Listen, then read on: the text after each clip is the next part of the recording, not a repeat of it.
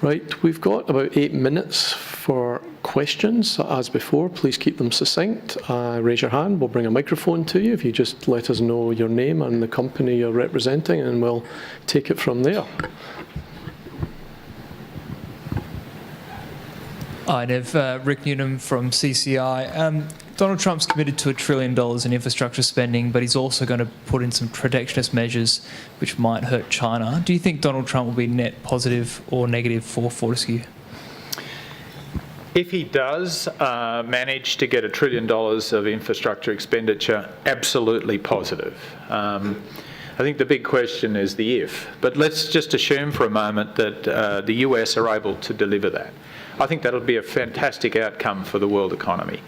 It doesn't really matter, I don't think, where that demand and that growth comes from. I think it's going to be a benefit to all of us here in Australia through resources, because more steel consumed in the US will just simply mean that the world steel industry will readjust to that. I think the other point to remember, and I worked for over 10 years in the steel industry, you don't just recreate a steel industry overnight. And the US is very dependent on imports, and a lot of that comes from China, not only from raw steel, but manufactured goods.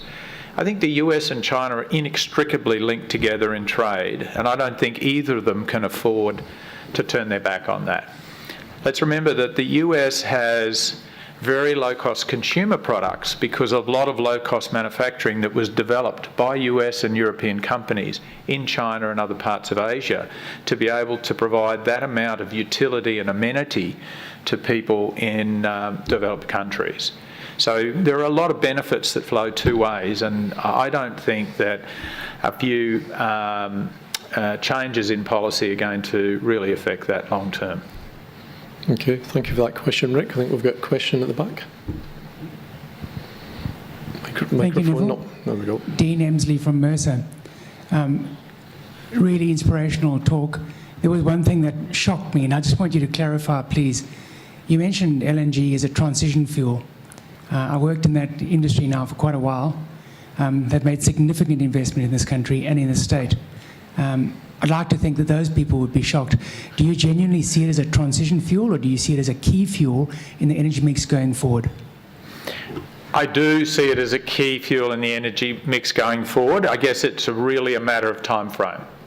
I guess the perspective that we've taken on it is to accept that renewables and storage technology is coming. It will become more efficient, more competitive, and ultimately we will be able to rely more heavily on that. Think about the Pilbara.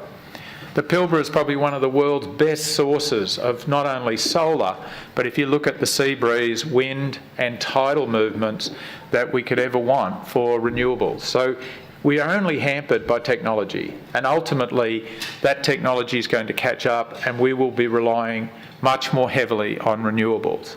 That's going to displace, in WA's case and in the Pilbara's case, a lot of gas.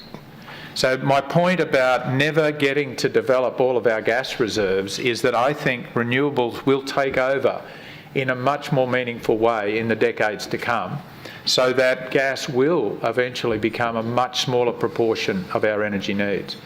So it's not to say that we should be worried about that. We should be embracing it. We should be developing those gas fields faster, and most importantly, making sure that the gas is available for domestic consumption at competitive rates so that our other industries can develop around that. Okay, thank you very much for that question, Dean. I think we've got time for one more question. The gentleman over here.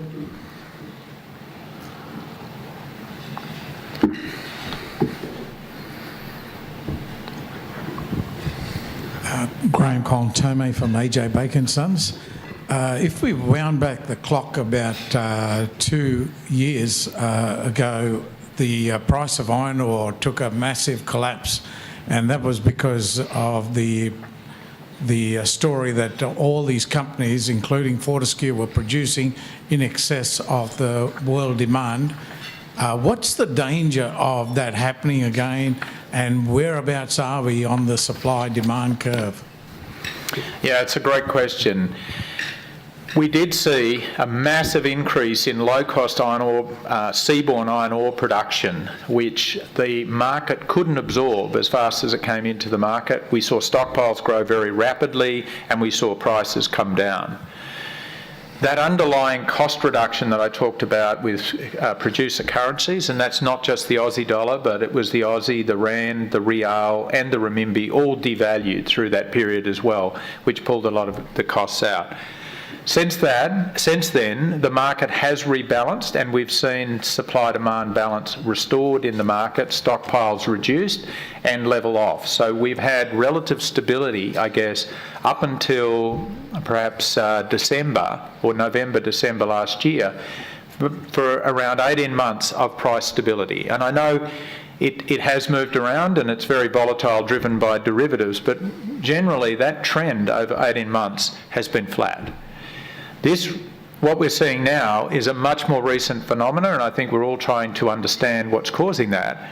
But right now we're seeing stockpiles increase, which says there is oversupply, but at the same time prices are also increasing. So it is something that I think we're yet to fully understand, and it will take a little while for the market dynamics to work through. But fundamentally, we are in supply-demand balance overall, and the market for iron ore and the market for steel has been consistent at around 800 million tonnes of steel demand for around about 18 months.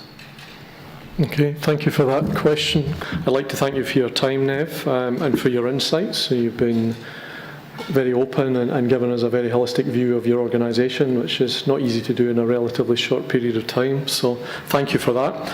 It's certainly inspiring for me, as I'm sure it is for people in the room, as I've said, to actually hear your commitment to seizing new and innovative opportunities, and you're living and breathing it, and then you've shared with us some real examples.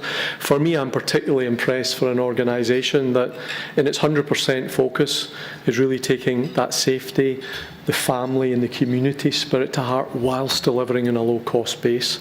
I think too many people probably presume, and some companies perhaps do operate that way, that they reduce their costs, in which case some of these key initiatives don't actually get on the agenda. So I think it's extremely impressive to see you managing to balance all those things together, and it's certainly been very inspirational for me to hear that today.